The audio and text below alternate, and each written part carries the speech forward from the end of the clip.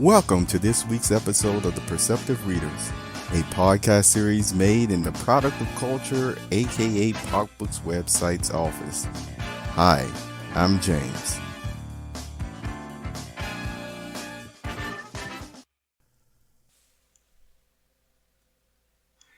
This Star Trek commentary is from Star Trek, A Child's Vision.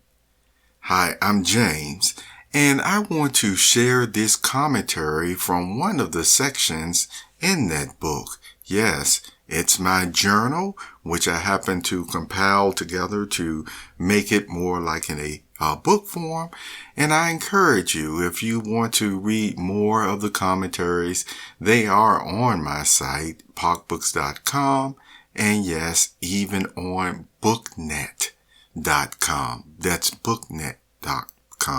It's been on there last year, and so now I'm moving it to the pockbooks.com domain and also some of my socials, all right? So let's cover this commentary that I think you will find interesting. And again, you can read more just by typing in Star Trek in the search bar that's on the home page. In the Return of the Archons, this titled episode of Star Trek does not prepare you for what the episode is about. In fact, the subject is not as eerie as the screenplay in this episode. So when you read the title, you really did not think about what you were going to see. You see, you basically thought maybe it was going to be another space armada coming or something of that nature. That's the impression that at least I got, and I'm sure others did, but that's not what happened. I will explain further about the above. On this one planet, of Beta 3, the people's every aspect of their lives was in control by the ruling government, right down to how and when to express emotions, even on the most debased of levels. When you are introduced, really caught off guard, to the red hour on this world, the rude awakening of what happens in this world during these times caused the hair to raise on some of our necks and the jaws to drop. During the 1960s, there were concerns about how I guess I'm tongue-tied today, totalitarian some government systems had proven to be on people. In this episode, not only did the ruling government take over every aspect of the people's lives, but they also turned all power and system of control to a mainframe mind computer, or in another way of saying it, turned it over to this system of control to a mainframe and mind computer. See Landru quotes. Here are some of Landru quotes that the Trekkies will get a kick out of by thinking about the Borg. The good of the body is the prime directive. You have come to a world without hate, without fear, without conflict, no war, no disease, no crime, none of the ancient evils. Landru seeks tranquility, peace for all, the universal good. And one more quote here. You will be absorbed.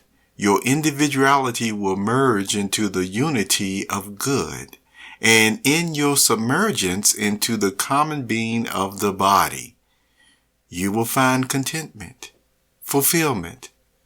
You will experience the absolute good. Now that ends those quotes there. Now the computer created a hive mind effect on the whole planet. It would not tolerate persons with different ways of thinking or actions, producing a glitch in the program or society. Captain Kirk and his landing party would have to be absorbed, which was a code word for the brainwashing process, and in effect on the outliers, you see, if you will, were put on this planet. That's if you were, you see.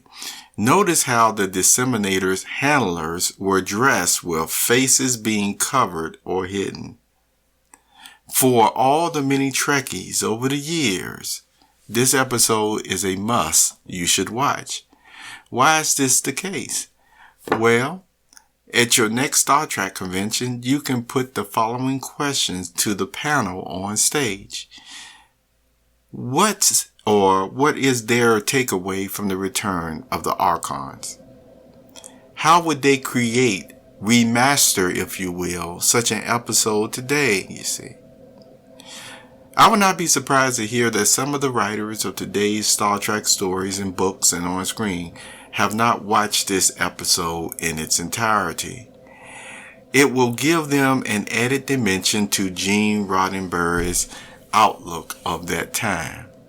The writers will gain insight and inspiration on how to place the eerie, there's that description again, seriousness of what a badly programmed ruled effect has on a society. I am going to emphasize that one more time. The writers will gain insight and inspiration on how to place the eerie, there's that description again, seriousness of what a badly programmed ruled effect has on a society. Hey, we are talking about science fiction. Science fiction is more than technology and space battles. It engages the mind on good and harmful ideologies. People at times will say, well, who is to decide what is a good or bad ideology? In the Return of the Archons episode, it at least shows the effects. I point out to you once again, the Red Hour. 1967 to 2020, have you read or seen hindsight comparisons for story ideas? Talk about truth being stranger than fiction. Well, you can still write about it in science fiction. And I gave a reference to BookNet. Thank you for being here. Until next time, just visit popbooks.com, or you can even ask questions on minds.com/POCJL. That's POCJL.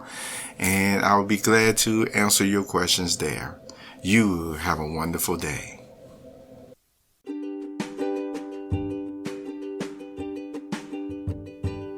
You have just listened to the Perceptive Readers Podcast. Remember, until next time, if you read something that encourages you to improve or enhance your life for the better, it becomes your reality.